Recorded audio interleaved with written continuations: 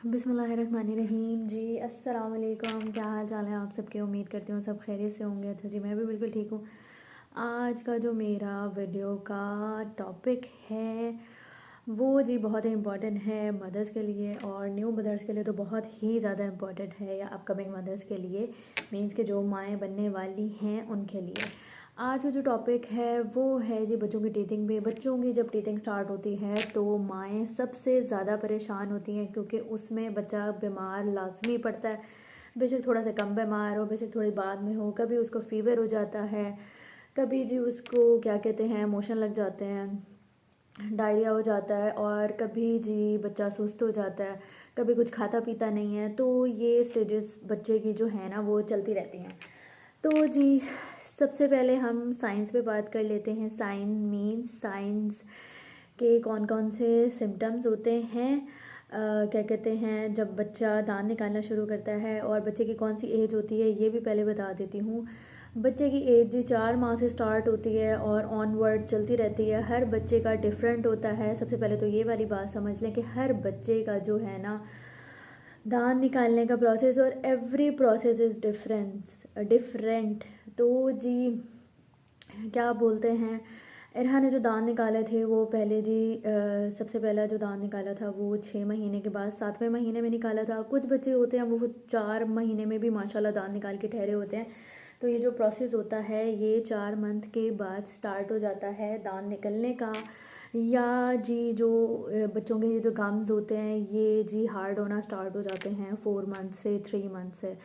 अच्छा, जो बच्चे सूतर पीते हैं, यानी कि जो बच्चे जी क्या कहते हैं उसका सूतर का यूज़ करते हैं, तो उनके जो गम्स हैं वो जल्दी हार्ड होना स्टार्ट हो जाते हैं। जिस तरह इरहा है वो जी पेसिफायर नहीं यूज़ करती थी, तो उसके जो दांत, जिस तरह मैंने बताया कि उसके जो ये गम्स हार्ड होना स्टार्ट हुई थी 6 मंथ में, और उसकी तबीयत भी काफ़ी ख़राब हुई थी। क्योंकि जी सबसे पहला जो साइन होता है ना, बच्चा अपने मुंह में ना चीज़ें डालना स्टार्ट कर देता है, क्योंकि उसको इरिटेशन हो रही होती है, वो इरिटेट हो रहा होता है, वो चिड़चिड़ा हो रहा होता है। तो वो हर चीज़ जो भी उसके हाथ में आती है मुंह में वो ले रहा होता है, चाहे वो प्लास्टिक की चीज़ हो, चाहे वो कांच की चीज़ हो, चाहे वो कपड़ा हो, वो हर चीज़ अपने मुंह में इरिटेशन रिमूव करने के लिए ना अपने मुंह में डाल रहा होता है। और जी उसकी रालें आना शुरू हो जाती हैं, यानी कि वो थूक उसका थोड़ा थोड़ा यहाँ पर जी निकलना शुरू हो जाता है, जिससे बच्चे अपने कपड़े भी ख़राब कर लेते हैं। खैर इरहा का इतना इशू नहीं था, तो कपड़े तो अल्लाह का शुक्र है कि कभी ख़राब नहीं हुए इरहा के। लेकिन ये था कि इरहा इरिटेट बहुत रहती थी, बहुत ज़्यादा चिड़चिड़ी हो जाती थी जब उसके दांत निकल रहे होते हैं। अभी भी उसकी अभी दाने नहीं निकली पिछली वाली, आगे के सारे दांत अल्हम्दुलिल्लाह उसके निकल आए हैं, शुक्र अल्लाह का। लेकिन पीछे वाले अभी दांत उसके नहीं निकले, तो वो कभी कभी इरिटेट हो रही होती है, और कोई ना कोई नई नई चीज़ें जो मुंह में डाल रही होती है, जैसा रिमोट हो गया और भी चीज़ें। बस ये है कि आपको तमाम चीज़ें क्लीन रखनी है अपने घर की। अब ये आपका ज़िम्मा है, मतलब आपकी ज़िम्मेदारी है कि उसको क्लीन रखें आप लोग। और जी साथ साथ जी ये टिप्स हैं, 2-4 टिप्स हैं इस पे। एक तो ये सबसे बड़ी टिप ये है कि जो वो पेसिफायर आती है बच्चों की फ्रूट वाली, आपने वो लाजमी लेनी है बच्चों की, क्योंकि 6 मंथ के बाद जब बच्चों को ना नया नया सा टेस्ट करने की भी आदत डालनी चाहिए, ताकि बच्चे हर चीज़ खाएं पिएँ आपके फ्रूट्स वगैरह। तो फ्रूट्स को आपने जी फ्रीज़र में रखना है और उसको अच्छे तरीके से ठंडा कर लेना है। बच्चे के हाथ में देंगे ना तो बच्चे के हाथ बहुत ज़्यादा ठंडे हो जाएंगे, और सर्दी भी हो जाती है, मौसम यानी कि चेंज होना स्टार्ट हो जाता है। अगर गर्मी में है तो भी ज़ाहिर सी बात है बच्चे को बहुत ज़्यादा देर हाथ में नहीं दे सकते, उनकी स्किन जो होती है ना वो बहुत ज़्यादा सेंसिटिव होती है। तो जी आपने वो ऐसा पेसिफायर लेना जिसमें फ्रूट डल जाते हैं, और वो जी बच्चे के हाथ में देना है। वो बच्चे ने थोड़ी थोड़ी देर बाद वो ठंडा होना है और चूसते रहना है, और उसके गम्स को ना ज़रा सुकून मिलना है। और दूसरी जी ये 2 चीज़ें हैं जो कि मैंने स्टार्ट करवाई थी इरहा को 6 मंथ के बाद। 6 मंथ से मैंने इसको स्टार्ट करवाई थी। तो पहले तो मैं इसको एक एक दे रही थी 3 टाइम, लेकिन जैसे ही यानी कि उसकी एज बढ़ती रही है तो 2-2 दे रही हूँ। इसका कोई साइड इफ़ेक्ट नहीं है, कोई कुछ नहीं है। ये नंबर 21 है इसका, और इस दवाई ये टैबलेट की सूरत में होती हैं, ठीक है। और ये बिल्कुल छोटी सी टैबलेट्स होती हैं, इनको मीठी गोलियां कहते हैं, लेकिन ये टेस्टलेस होती हैं, ना ये मीठी होती हैं, ना कड़वी, ना नमकीन, कुछ भी इसका जायका नहीं होता। क्योंकि अगर जो भी चीज़ मैं देती हूँ वो पहले मैं टेस्ट कर लेती हूँ, तो इसका कोई भी ये टेस्टलेस है, ठीक है। और ये जैसे ही मुंह में बच्चा लेता है ये जी घुल जाती है, और बच्चा खुद ही वो पी लेता है, मतलब अपना थूक के ज़रिए ना। और दूसरी है जी ये ड्रॉप्स।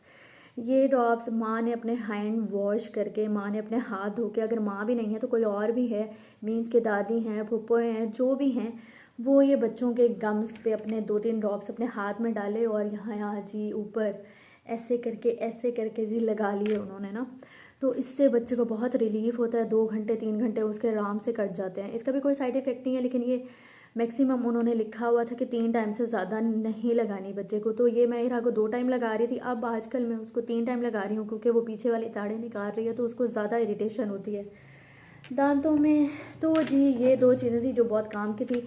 और जैसे ये इरा को मैंने देना स्टार्ट की थी 6 मंथ के बाद, तो बहुत मेरी ज़िंदगी में सुकून आ गया था। यानी कि इरा को मोशन लगते थे तो मैं ये ज़्यादा दे देती थी। मीन्स कि अगर 3 टाइम दे रही हूँ तो अगर मोशन लग चुके हैं या बुखार हो रहा है तो मैं इसको ये 4 टाइम कर देती थी, क्योंकि इसका कोई साइड इफ़ेक्ट नहीं है और ये 2 साल तक आपने बच्चों को देनी होती हैं। तो अब तो मैं ऑन एंड ऑफ, जब मुझे पता हुआ चल रहा होता है ये ज़्यादा चीज़ें मुँह में डाल रही है और इरीटेट हो रही है, तो जी मैं ये स्टार्ट कर देती हूँ इसकी। अब रेगुलर नहीं देती, पहले बीच में रेगुलर था, मतलब 6 महीने से 1 साल तक इसको मैं रेगुलर दे रही थी।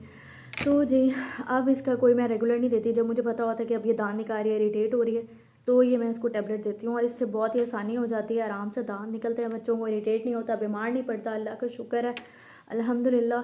तो जी ये आप भी यूज़ कर सकते हैं, इसका कोई साइड इफ़ेक्ट नहीं है। मैं बार बार आप लोगों को बता रही हूँ इसीलिए कि माएँ डरे नहीं और ये मंगवाएं और ये दें बच्चों को, ठीक है। क्योंकि शुरू में जो न्यू मदर्स होती हैं ना, वो बहुत डरती हैं। जैसे इरा का सबसे पहले कॉलिक आया था तो मैं बहुत डर गई थी, मैंने कहा क्यों दे रहे हैं, कॉलिक हो जाएगा दर्द से ही और ये वो लेकिन कॉलिक अब देखिए कितनी ज़रूरी चीज़ है और बहुत ही बच्चों के अलग अलग से ड्रॉप्स आते हैं, बहुत ज़रूरी हैं वो सारे। तो नई नई जो माएँ होती हैं वो पैनिक हो रही होती हैं, लेकिन पैनिक होने की कोई ज़रूरत नहीं है। आराम से आपको अपने एक्सपीरियंस से सारी चीज़ें समझ आने लग जाती हैं। लेकिन ये सब एक्सपीरियंस होता है, क्योंकि ज़ाहिर सी बात है जब माँ बनते हैं तो आपको पहले से तो नहीं पता होता कि क्या क्या चीज़ बच्चे की ज़रूरत की है और क्या क्या बच्चों के लिए ज़रूरी हैं चीज़ें, और कौन कौन सी ड्रॉप्स, कौन कौन से प्रोडक्ट्स ज़रूरी हैं। तो जी ये थी जी मेरी टिप्स जी टीथिंग पे, और ये बहुत ही बेस्ट टिप थी। टिप नंबर 1 जो मैंने घर के लिए बताई है वो ये है कि सूदर लेनी है, यानी कि भाई पैसिफायर लेना है फ्रूट वाला, उसको ठंडा करके डालना है। बाकी ये 2 चीज़ें हैं, इसकी मैं पिक्चर भी साथ डाल दूँगी ताकि आप लोगों को समझ आ जाए।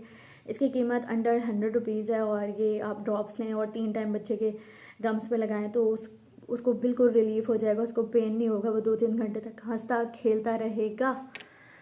तो जी ये थी आज की मेरी वीडियो। आई होप ये वीडियो आप लोगों के लिए यूज़फुल रही हो। वीडियो यूज़फुल रही हो तो प्लीज़ मेरा चैनल सब्सक्राइब कर दें, वीडियो पे कमेंट और लाइक ज़रूर कर दिया करें। Thank you so much for watching. अल्लाह हाफ़िज़।